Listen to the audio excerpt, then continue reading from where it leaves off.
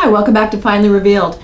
In this episode, I want to talk to you about why you need to really pay attention and do not blow off papers that you get from court. In particular, when you get a summons and your name is on the line on the papers as the defendant. If you are being sued, it's really important that you respond to the summons and the complaint. If it's a small claims case where it's another person against you and it's a small amount and there's not an attorney listed on there, usually you have to show up in court. If there is a limited jurisdiction, sometimes it's limited actions, or it'll say on the top of it what court it's in. Okay, it'll say small claims, limited actions, the district court, the circuit court, and such as that. In New York, it's already called the Supreme Court at a lower level, which can be confusing. But you either have to file a paper or show up. If you cannot show up for some reason, you need to reach out to the other side and the court clerk and get an extension of time to show up. Either you file a paper saying, I deny the allegations, but I'm out of town and I can't be there, or some other thing. Don't let that deadline pass. If you have any money to try to settle it, or you have money that can be attached quickly, bank account or wages, or you're in a precarious financial situation and one more brick on the top is going to push you into bankruptcy.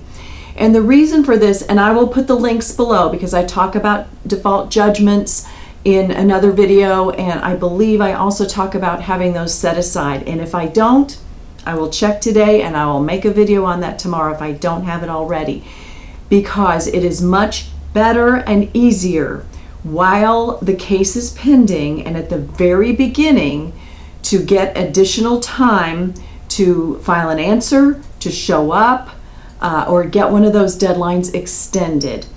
And the reason for that is because once the judgment is entered, then you're very limited on what you can do.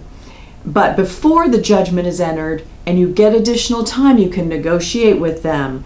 You have more leverage with them because you have options. You have many more options. You have options to pay it and never have a judgment entered against you. You have options to pay it by some type of installment, and if you don't have an installment, then later you could have a judgment against you. But that affects the time frame. And one other thing, if you are in the process of selling your house and you get served with papers, you want to make sure that that is not going to impact the sale of your house.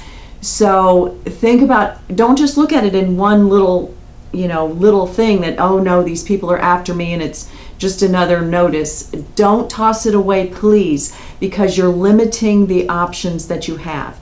Even if you have to get someone to show up for you, call an attorney, pay them a few $100s to show up for you. You can write in the contract that you don't need them to do anything else other than to please just show up on your behalf.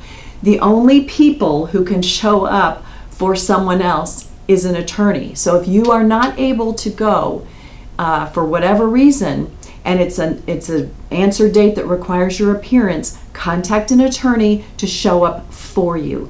That preserves your time, and then you have more options, okay? Obviously, I'm passionate about this because I've had to try to get people out of some situations, and sometimes we can't. So the best thing you can do is do it at the beginning. Think about all of your options and try to maximize that, okay? Thank you so much for watching. If this was helpful, give me a thumbs up. Leave any comments below so others can learn. Share this with anyone who may benefit. Subscribe to see the other videos. If you're a business person, check out our other channel, thebigbrass.com, and of course the website. And I'll be back with you soon. Thanks so much for watching.